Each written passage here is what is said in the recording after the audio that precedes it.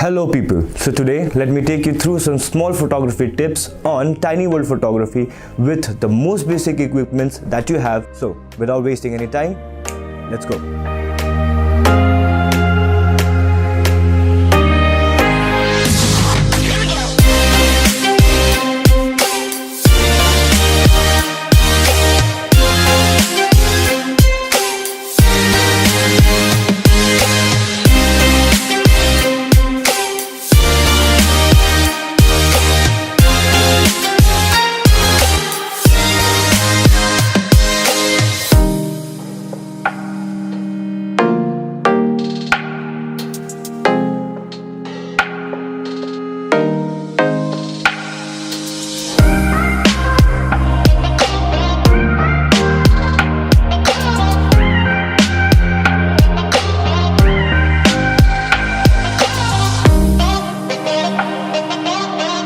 To create a tiny world effect, first you need to shoot a panorama image. To do that, always use a tripod and always keep 30 to 40% of the previous frame into the next frame so that the stitching is done very easily on Photoshop.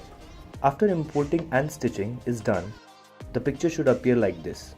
Create a copy, click on image, flip vertically, then click on filter, distort, polar coordinates.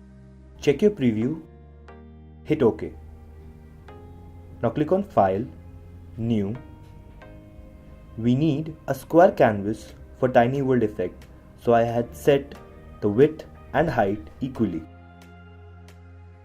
Drag your image to the new document. Hit Command T, transform, and adjust the image according to the canvas.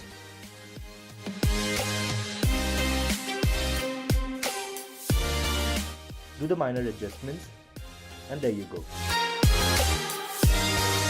So guys, if you like the video, give us a thumbs up. Also, do not forget to hit the subscribe button for more future updates.